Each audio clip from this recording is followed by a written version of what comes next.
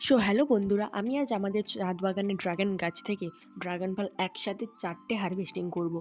আমি সেই ভিডিওটা তোমাদের সাথে শেয়ার করতে চলেছি, তো তোমরা দেখো। আর এই যে দেখছো এই ড্রাগন ফলটা, এটা অনেকটাই বড় হয়েছে, এখনও বাকি 3টে আছে। তো তার সাথে সাথে এখনও একটা যেটা হয়ে আছে ওটা কাঁচা, সবেমাত্র এই কদিন হলো মা পরাগমেলন করার পরেই বড় হয়েছে। চলো আমি এই ঠাকাটা নিয়ে এসেছি, এটা দিয়েই এখন আমি ড্রাগন ফলগুলোকে তুলে নেব। আমি ঠিক এভাবেই আলতো হাতে ঘুরিয়ে ঘুরিয়ে এই ফলটাকে গাছ থেকে আলাদা করব। আর তোমরা চাইলে এটাকে অনেকভাবেই কাটতে পারো, তোমরা কাটারের মাধ্যমেও কেটে নিতে পারো, এটার অনেকভাবেই পদ্ধতি থাকে। বাট আমি যেহেতু আমাদের ঘরে কাটার নেই, সেই জন্য আমি এভাবেই হাতের সাহায্যে ঘুরিয়ে ঘুরিয়ে গাছ থেকে আলাদা করে নেব। এদিকে দুটো ফল হয়েছিল, তো এদিকে থেকে আমি দুটো ফল কালেক্ট করা হয়ে গেছে, আর একটা কাঁচা ফলের কাছে আছে, এটাও আমি কালেক্ট করে নেব। তো তারপরে ওদিকে যাব, ওদিকে আরেকটা আছে, ওটাকেও আমি কালেক্ট করে নেব।